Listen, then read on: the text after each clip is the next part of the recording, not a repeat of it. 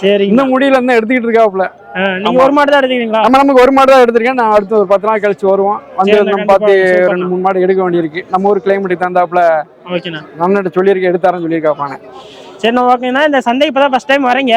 ஆமாண்ணே. அவங்க கூட சேர்ந்து மாடுலாம் நிறைய பாத்தீங்க. உங்களோட எக்ஸ்பீரியன்ஸ் எப்படிண்ணா இருக்குது? ஏன்னா மாடு விலை வியாபாரி சொல்றதும் அண்ணன் வாங்குறது ரொம்ப வித்தியாசம் ரொம்ப இருக்குண்ணே.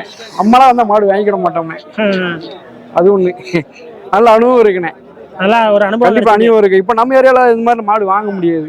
சொன்னாலதான் இருக்கும். அண்ணன் அடிச்சு வாங்குற விதமே வேற விதமா இருக்கு. அதனால ஒண்ணும் பிரச்சனை இல்லை. சொன்னதுல இருந்து 10,000 உழைச்சு எவ்வளவு விஷயம். 90 பழக்க ஒரு எத்தனை வருஷமா இருக்காரு. நம்ம புதுசா வந்து இருக்கிறோம். 90,000ங்க. அது அண்ணன் எவ்வளவு குறைச்சி வாங்கி கொடுக்காரு. இன்னைக்கு தான் நேரில் தான் பார்க்கணும். நம்ம சேனல்ல பாத்துருப்போம். ஆனா நாங்க அப்படி இருக்குமான்னு ஒரு யோசனை இருக்கும். ஆனா இங்க நேர்ல இருந்து பார்க்கும்போது கண்டிப்பா சேனல்ல பார்த்து வரும்போது நிறைய குழப்பம் வந்திருப்பீங்க. கண்டிப்பா இருக்கு. வந்ததுக்கு அப்புறம் அந்த குழப்பமே எப்படி நம்ம தெரியுமா? நம்ம டிவில பாக்குறதுக்கும் ஒரு யூடியூப் ஒரு மொபைல்ல பாக்குறதுக்கு நேர்ல வந்து பாக்குறதுக்கு வித்தியாசம் நிறைய இருக்குல்ல.